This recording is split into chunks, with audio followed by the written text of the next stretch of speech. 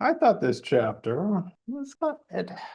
For me, this was helpful in the sense that when Ingold is talking about science in the major and science in the minor, it revealed some of you have been complaining that Ingold tends to be very absolute. Knowledge sucks. Wisdom is better. That stuff. And every so often, if you do read him slightly out of maybe even in context, you will be like, oh man, handwriting is great. Computers are terrible. I want a compass, not a circle, that stuff. But if you try to contextualize what he himself is doing, what he's trying to do is draw our attention. We pay enough attention to things, as he puts it, science in the major key.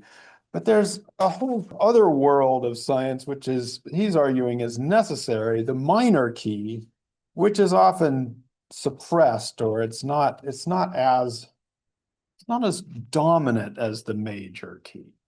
Also, when I get down on Ingold for not including maybe more alternate thinkers, like women, for example, we do have to remember that he is trying to bring up a whole bunch of people who have been suppressed or repressed within the mainstream community, whether they be women, men, or others.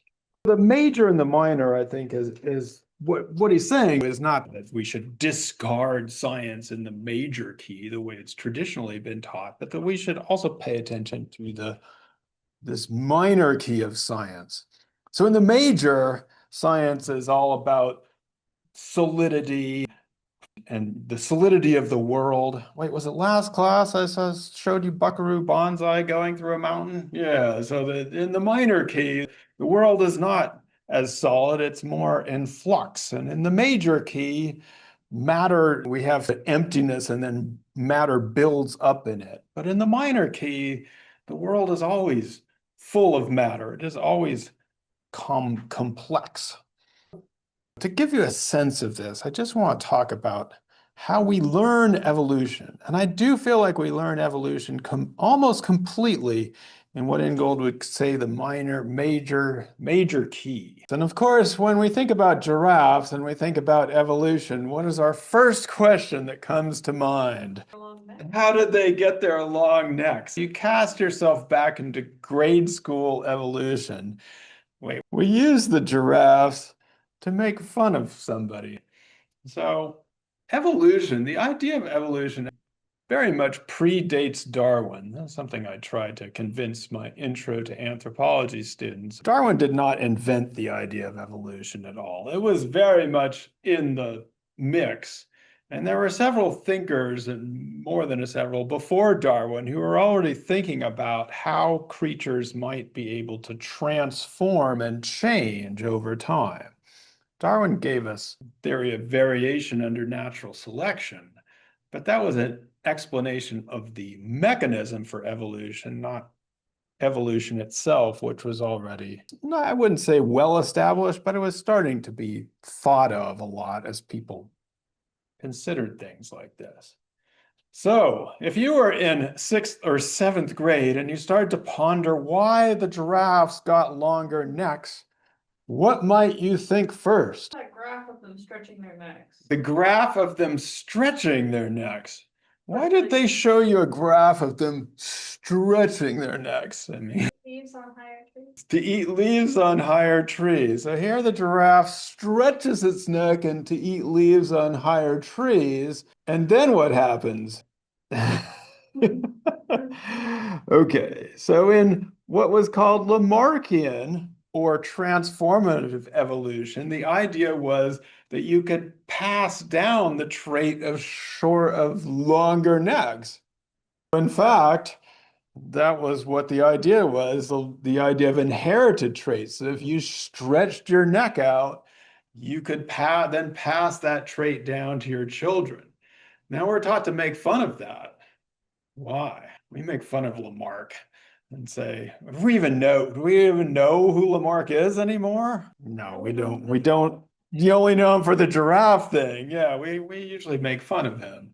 Yeah. So what we do is we say, no, it's variation under natural selection, which is a series of genetic changes. So in the case of the giraffes, what we say is that there's generation one. I had to spell that one out because if you just put G1, it looks like GI. So generation one and generation two, in this case, the giraffes that are born with the genes to have a longer neck because they can reach higher into the trees are going to pass those genes on to the next generation. And in fact, the only thing that then matters is that genetic code. And if you go into most biology classes today, the only thing that matters is changes to the genetic code. What you do during your lifetime, whether you're stretching your neck or not, or whether you learn how to play the piano or whatever you do, has no consequence for this version of evolution. So we're taught to make fun of that idea of, yeah, it's like getting a tattoo or something that doesn't influence you. We should be careful of that though, because eating the leaves is not like a tattoo. What does eating leaves do? Increases your survivability. Well, eating leaves is just to get get energy so that you can live. But as you eat the leaves, what do you what does that do? Not just for you, for my buddies, my buddy giraffes. In some ways, when you're eating the leaves, you're changing the conditions of the environment. You are playing a role in the conditions of the environment that is changing for the next generation of evolution. The idea that your actions have nothing to do with evolution is strange because even with the giraffes, they should be eating. By the way, this example is turns out to be way too simple. It has nothing to do with the leaves at all. It might have something more to do with sexual selection and giraffes fighting each other with their long necks, although even that is complicated. It's not, this example turns out to be really should be confined to the sixth grade and maybe not even there because it turns out to be much more complicated than anyone had predicted.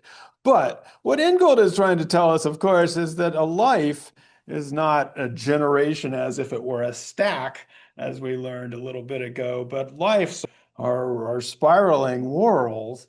There's your beginning point as a person, and you whirl along, and then maybe you adopt a child or you have a child, and that child's life is intertwined with yours and passes along, and then you have your grandparents.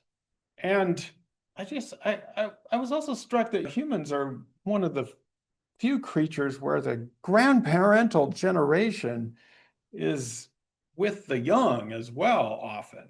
And this has been true and for a long time in human history. Maybe it's more true now, but this is not unusual in human history to have these kinds of intertwined generations. What Ingold is arguing for here is that evolution is not just the reshuffling of genetic content, it's what people do in their lifetimes. It's their creativity that they bring into the world, and that those giraffes, by eating and drinking and fighting and being giraffes, in concordance or in company with other creatures, are all evolving together. And there's more to evolution than simply stacking up genetic variations. Now, in an endnote, Ingold says that some biologists are catching up to this or starting to purport these ideas. And he cites a couple of more recent books in biology. Part of this is known now in biology as the extended evolutionary synthesis. So what they're trying to do is build on the what is called the modern evolutionary synthesis, which is Darwin plus Mendel, and take it in some new and interesting direction. So one of them is the idea of developmental plasticity, which is that from the same genomic code, an organism can turn out to be quite different based on what it eats and what it does and as it grows, and that might be important for evolution. The other idea here, which is very small, but it's very important also for anthropologists, the idea of niche construction, which is, if we take the giraffes, for example, the idea that during our lifetimes, we are always changing the environment. It's not so much that organisms adapt to an environment, they are also changing that environment, and in many cases, changing the conditions of selection for the next generation. So in the extended evolutionary synthesis, we have developmental plasticity, niche construction. People are much more open to talking about co-evolution, or how creatures evolve together as an environmental package, you might say. And the idea of epigenetics, which is how we get all kinds of other stuff in our inheritance, and that our genetic code is turned on and off by different switches that might be stuff that happened to us even in our mother's womb or in different environments, that the environment and the genes are inexplicably interconnected. It's a step toward what Ingold would call the minor key thinking, but it's not very well. Let me put it to you this way. How many of you have heard of developmental plasticity, niche construction, epigenetics, or coevolution? But I will say that biologists in general, one, there's been pushback to the new extended evolutionary synthesis. Some people are like, nah, Darwin's all we need. Screw that. Plus, they don't want to attack Darwin too much. And the other thing about biologists is the modern synthesis is complicated enough. It's like, who needs, by the time you get to college, you might get some of that, but you don't need too much of it. We need it. We need it over here in anthropology because we're complex. So Ingold also says that the minor key allows us to think differently about the whole idea of complexity. Well, because yeah, we're often talking in biology about that evolution gives rise to more and more complex creatures. And the biologists are trying to speak against this, at least the ones that I know, the good ones, and talking about how that's not inevitable. But we often, it does have that inevitability to it. It seems like it's inevitable. It's almost built in, as Simi would say. And in anthropology, we also talk about, if you've been in those archaeology classes where you spend time talking about what is a complex society? When do we have a complex societies? When do they arise? How did they get here? One of the things about complex that we see is difficult to get away from, and the anthropologists and the biologists do try, but what does complexity imply? What I'm saying is, if I get to be complex, what did I have to be before? Simple. So we don't want to say that people are simple, but inevitably it does get in there, that idea that there must be a simple society. If you have a complex society, well, where's the simple one? The easy one. So again, anthropologists in general are trying to get away from this idea. Most textbooks say that there are no simple societies because it's demeaning. And a simple one-celled organism turns out to be not very simple at all. It's just a quite complex creature on its own. What Ingold is saying is this whole idea of simple and complex is additive. You can't think of creatures or societies as just summing up parts, or putting different parts together. And that I do like when he says, does a tree get simpler if the leaves fall off? Is a cloudy sky more complicated than a clear one? No, because both of those things are wholes already. They're neither more complex or simple. So anthropologists and biologists are trying to get around this terminology, but it always keeps coming up. In fact, I was just trying to explain this to my intro to anthropology class, because in my intro to anthropology textbook, it still has this statement, why human societies tend toward complexity, which maybe they do. But as I tried to say to my intro class, do they? And then I tried to explain something that we've talked about in this class, that if you are in a complex society, your life can become quite simple. Let's say you're in a simple society where you have to do everything. So one day you're hunting, the next day you're fishing, the next day you're making a house. You have to learn all these skills. But if you live in a complex society and your only job is to be on an assembly line hammering things day after day after day, and then you go home and watch a video game, this is one of Ingold's big points. And As I told my intro class, I said, using an example I often use from this very class, that the more complex our tools are, the more somebody else is making my food, then the less skill I need. So if I pick up one of these, even though it's a very complicated tool, I don't need a lot of skill. And then I said, and how many of you, if I handed you the simplest tool in the world, a lasso, could lasso a running reindeer? And they did. They all shook their head, except this one student raised her hand and she said, I could do it. Yes. I said, oh no. She asked, she asked, do you have to be running too? Which is a good question. I was about to pull out the snowmobile example, and I said, no, the animals are running. You can be still. And she said, I can figure it out, which I didn't really know what to say. I had never had a student just tell me that they could figure a lasso out if I just handed them one. Should I make them do it? We're not going to kill them. We're just going to lasso them. Part of it it made me happy in a way. I wanted people to say, no, these people have a lot of skill and admire people who are able to throw lassos, but I didn't admire what do you call it? The chutzpah. Like, yeah, I can do it. Give me that lasso.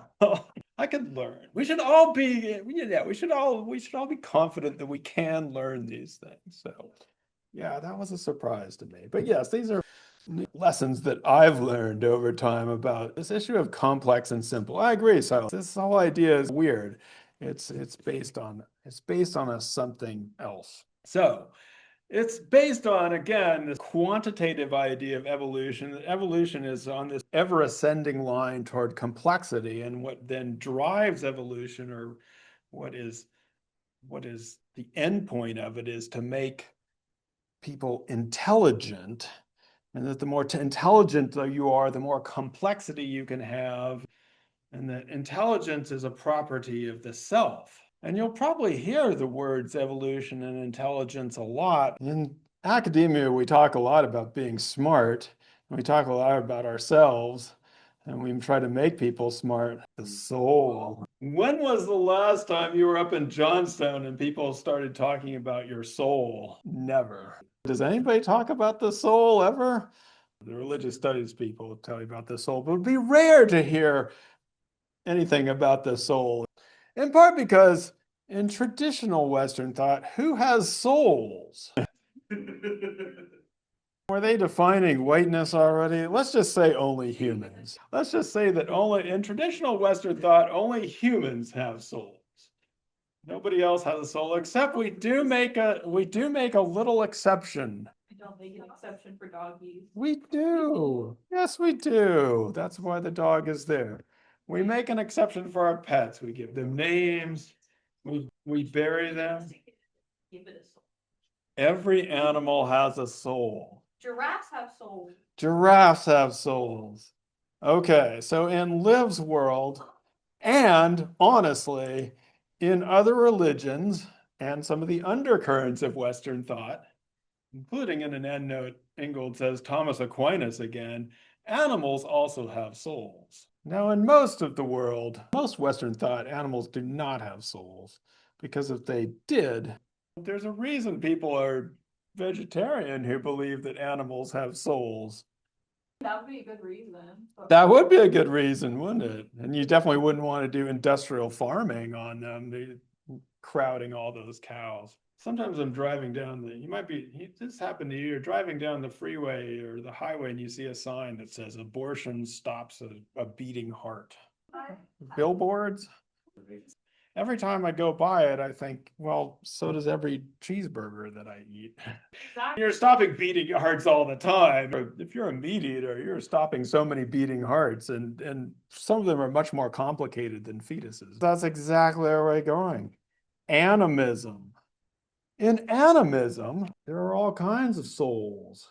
You might want to talk about animism. Most generous of all are people known to anthropology as subscribing to various forms of animism, including many indigenous folk around the world in regions as diverse as Amazonia, so the Amazon, Southeast Asia, and the circumpolar north. That's the word. Ingold does most of his work. For them, not only are animals and plants of every kind potentially and often multiply endowed with souls, but so also are manifold phenomena that we might think of as inanimate, from hills and mountains to rivers and pools, stones, and even artifacts. Here I'm talking about the cosmology of animism, in which even mountains may have a soul. And yes, they are not, they are often hunting peoples, but as we've talked about, the animal should give itself up to you. Oh, that whole thing. That whole thing, because it also has a soul and has that power. And what Ingold says here about animism, and there's this whole long thing where he gets into debate with various anthropologists, but he says here that the mistake that Descola, a very famous anthropologist, makes, along with legions of anthropological predecessors, is to suppose that the soul of animism is similarly enclosed within its physical housing. What Ingold is saying here is the problem is that we've looked at these societies through our lens of the West, and we've said that in our lens, the souls are somehow within us, inside our bodies. But he says that when they extend the soul outward to plants and animals and all these things, let's see, for everything that people credited with an ontology or belief of animism have been telling to points to the contrary. What I want to drive home here is what Ingold is saying is that he's not smarter as an anthropologist than all these other people. He's saying that the mistake that legions of anthropologists, many anthropologists have made, is they're not really listening to the people who are talking to them. They want to take, when the people are talking to them about the soul, they want to put it back into our idea of the soul. To understand what these people are talking about when they talk about the soul, you need to rethink the whole idea of soul and life. And in their notion, as we talked about in the last class, life is not some interior property to you. It's not that there are living things. Life is the process, and we are part of life. So we are created by life. Life is not inside of us. We are part of the whirl of life. Yeah, you can eat cheeseburgers if you want, Lou. What they tell us is that the soul is itself the breath of life, that souls are not agencies, but movements, that they are sites not of intention, but of affectations, that they are not closed, but radically open to the world, and therefore, and you get that the souls are radically open to the world. They're not something interior and spiritual, and that we all have one. There's several little metaphors and ideas that Ingold brings to us, like the Mobius strip or the basket that has no interior and no exterior because it's all one thing. Or, of course, this time, Liv, I wanted to get a picture of an actual eddy in the stream. There you go. That is an eddy in the stream, Mickey. That's fun. And so it's part of the stream. It's not separate from the stream. It is part of the stream. It's made up by the water of it. And it's not like there's an inside or an outside to it. And it's the eddy itself which gives it its form. It's there, but it's not an object. Actually, I looked for a good picture of this, and I got this from a blog post called My Year in an Eddy, which I don't know if I recommend spending a year in an eddy. And also the last time this person wrote a blog post was this one, and it came out about 3 years ago. So she might still be in the eddy, which is cool. Eddies in the stream. So we then get into, so Ingold talks then about how in our educational system, is often all about, and that's why we rarely hear about our souls. We hear a lot about intelligence in our educational system, but we are often trying to accumulate knowledge in our education system. And he says that the problem with the knowledge part is that every increment of knowledge adds another stone to the walls. So as you build up your knowledge, it's like you're building up a wall of stone or bricks around you, and that is what our education system is about. Okay, fair enough. Fair enough. Does this make you want to sing a song or hear a song? No, of course course not. Ingold was talking about walls and bricks and education and all that stuff. There's got to be a connection. So I looked back, and it is true that most of the members of Pink Floyd were born in the early 1940s. Some of them around Cambridge in the UK. Ingold was born in 1948 and went to Cambridge. So they were definitely hanging around the same milieu. And then The Wall came out in 1979, which is right around the time that Ingold was first starting to be a professor. So, but in fact, is not saying that we don't need no education. I realize that's a triple negative there, so I'm not sure what happens to that. Although in real English over there, I'm pretty sure they can use double negatives to emphasize the negative, like Spanish speakers do. It doesn't cancel each other out. There's not some weird grammatical rule about that. So, yeah, he's not saying that, but he does want to bring our attention to something else, Liv, which again, you'll rarely hear me talk about or anybody talk about in school. Wisdom? Wisdom. Yeah, when was the last time somebody was talking about wisdom from a podium up here, unironically? Like I'm going to drop some wisdom. The point of the matter is you have to go outside of the academy. Yeah, who would be so? It would be also be obnoxious if I were saying that I was.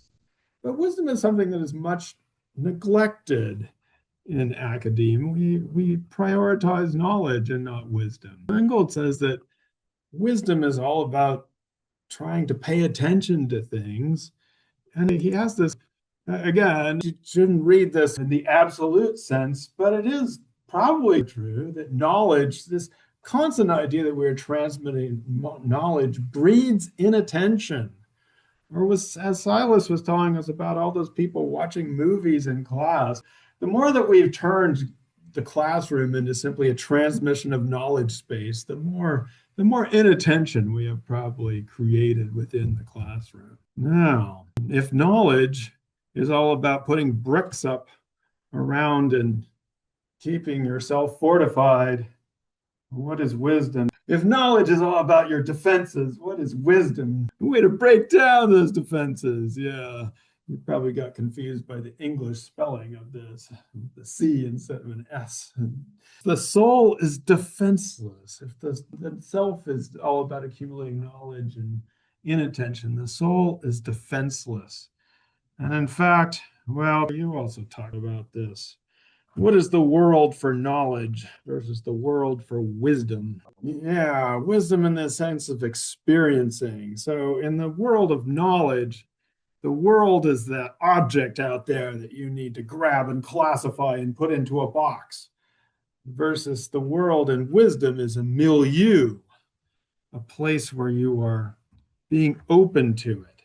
I thought another way to think about it, and again, the problem is it's like self and soul. Like, you don't want to, knowledge is something that you try to accumulate and have and hold on to, but wisdom is a way of being, and at least in Ingold's terms, being in the world and being radically open to it. So knowing is rational and intellectual, wisdom relational and affective. Knowledge has its challenges, wisdom has its ways. But where the challenges of knowledge close in on their solutions, the ways of wisdom open out to a process of life. Where knowledge protects, wisdom exposes. Where knowledge makes us safe, wisdom makes us vulnerable. And so, well, you ask, how would we have a society when everybody has their own personal wisdom? And I think it lies in the sense that wisdom for Ingold is not a property that we have or don't have.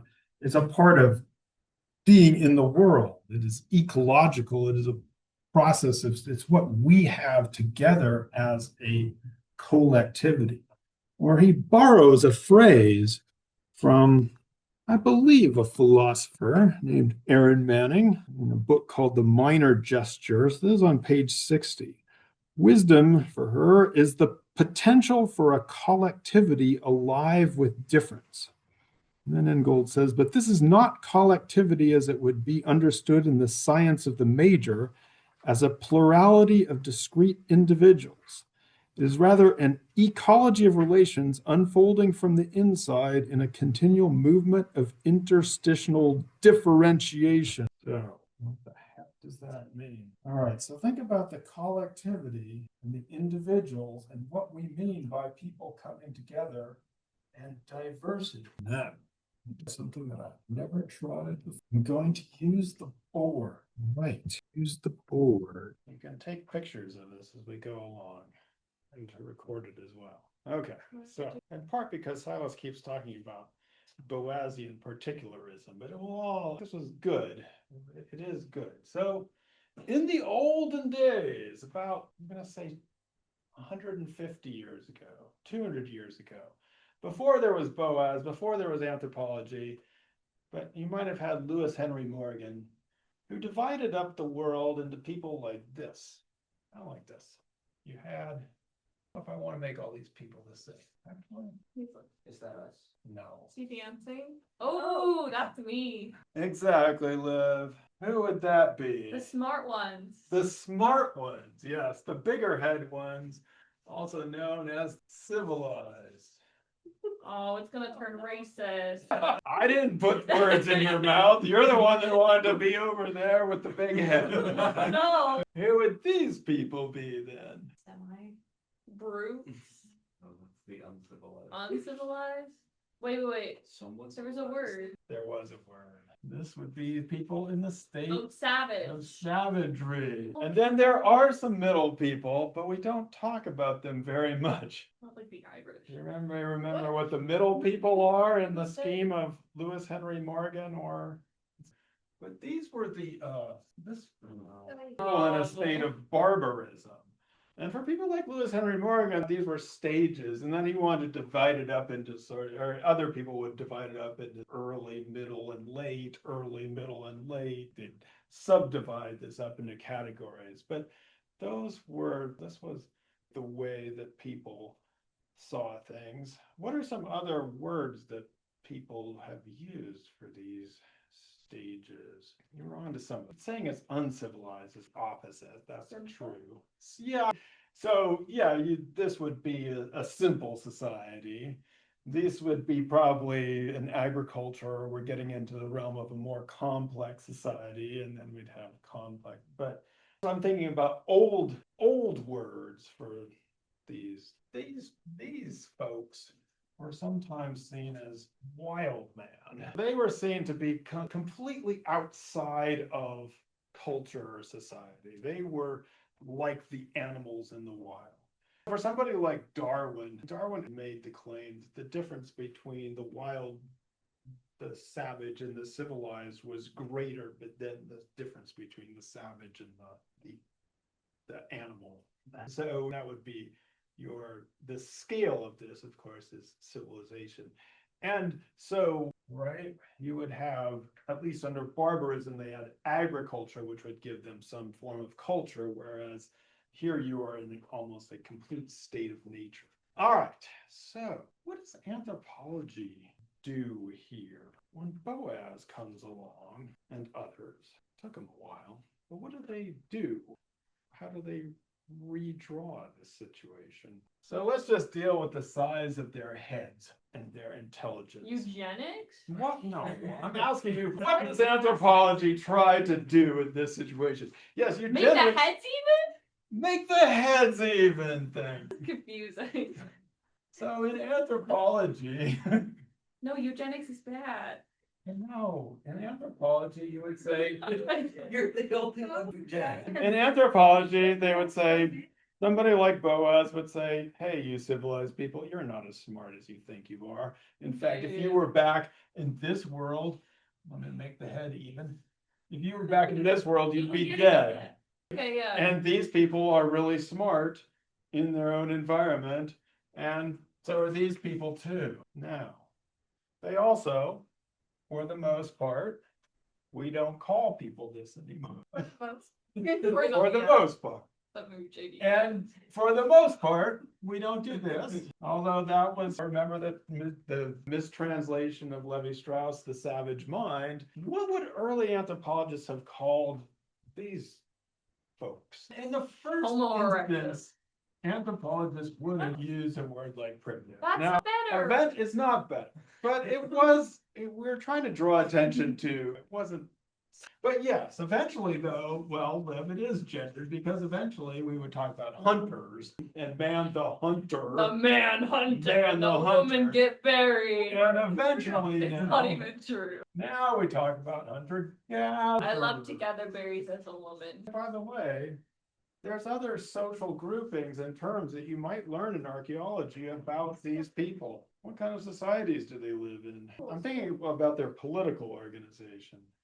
We usually call these bands, Oh, bands, tribes, other- tribes, chiefdoms. chiefdoms. We usually have gotten rid of the word barbarism, and we would call these tribes, which generally correspond to farmers, oddly enough, and chiefdoms.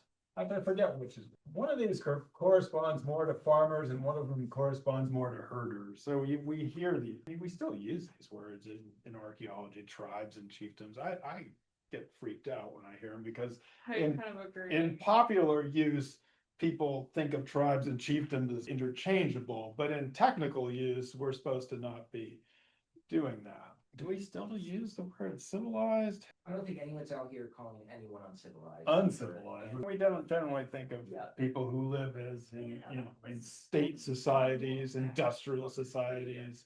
We'll throw along those sorts of things. Now, I know. wait a second. So anthropology, one, tried to level the playing field in terms of human abilities. And they introduced a number of new terms, or at least tried to recategorize people. And as Liv said, what does anthropologists tell us to do? Oh, hug it out? Hug it out, Yeah. right? We're supposed to not diminish other people. We're supposed to love them. We're supposed to value diversity. Now, I would say that some people have said to value diversity because we're so different from each other. We should value that because we're far away from each other. Other anthropologists have tried to make it much closer and say, oh, we're not very different at all. And in some ways, that's been a personal preference or where you do your field work or what it is. But I would say that the Boasian historical particularism, if we want to call it that, what kind of difference there is you don't know, but there's still difference.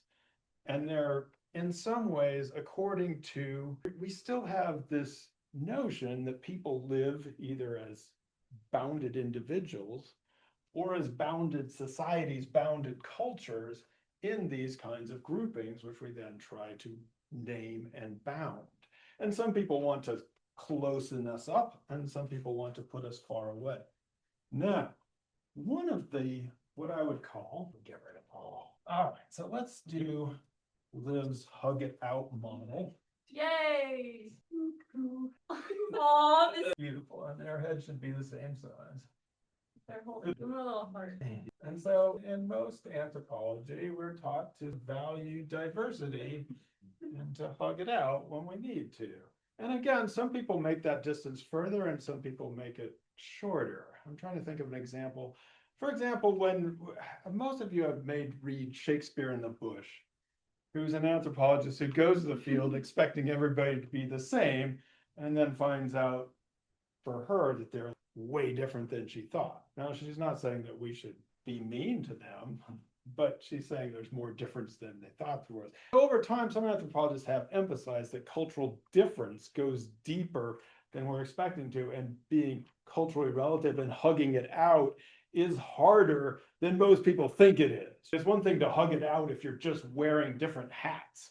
It's another thing to hug it out if one person believes in, one example that comes up all the time, if one person wants to do female genitals cutting and another person thinks that's morally wrong, I don't know if you can hug it out. But so there's challenges to the hug it out model. But one of the commonalities of the hug it out model is the idea that all these individuals come in here as an equal playing field. We've all joined as individual or cultures, and we're supposed to appreciate that. Now, one of the minor key anthropology things that I would say that came in as a challenge to this and is the anthropology that I grew up with. Let me see if you can guess who this person is. That, my friends, is colonialism. Oh, So the idea in this version of society, this version of anthropology, is to pay much more attention to the idea of power. And say, like, the problem, one of the reasons why it's hard to hug it out is because certain people have been subjected to the rule of another against their will. You can't just hug it out. For anthropologists who are in this world, it's, well, this is what I call an abbreviation for it. I call HIP anthropology. It's anthropology in a minor key, which pays attention to history, interconnection, and power, which is to say that a lot of these people were connected to each other. So it's not just that the let's deal with, I don't know, it's not just that the indigenous people of the Americas, they are in relationship to each other and also to the colonists. There's two sides of this. One is the recognition that the power of capitalism was often based on the people who were subjected to it and came from the labor in which they put into the system. But the other recognition is that we don't just develop these concepts independently. We do all the time trade with hunter-gatherers, often to the hunter-gatherers' disadvantage because we're taking all their land and stuff away from them on unequal or unfair terms. So this is a hugely important variation of anthropology, and it's one that I associate, remember, I associate more. So the big proponents of this would be Eric Wolf's book, Europe and the People Without History, also Sidney Mint's Sweetness and Power, and then I gave you the name Michel Rolf Trouillot, talking about this relationship of power and coloniality. Ingold does this every so often, not as much as I would like, that's important. But what he wants us to rethink is the way in which difference or diversity is seen in general. And it has to do with a difference between some words that we saw back in Latin, whether people come together as an aggregation, putting people together, or as a congregation, which would pay more attention to the way in which people form and go together in their lives. So I'm going to try and draw this. In an aggregation, diversity is simply the sum of individuals or cultures or societies who have come together, and now we're all supposed to live in a society together. Here's our society, and whether it's cultures or individuals or societies or households, we're all supposed to get along and love each other because we should hug it out and value diversity. The problem is, what if somebody says, I don't value diversity, I don't want to hug it out? What are you going to say? Okay, I don't like your culture. And then it's hard to argue with that. Ingold is trying to argue for a different form. He's going to use a drawing like this, but I'm going to try and do it. In which, Oh, yeah, I know, I'm not a drawer, but I'm getting better. oh, that's artsy. It's artsy. So in this case, we have diversity as a sum of individuals. You bring your diversity, I bring mine.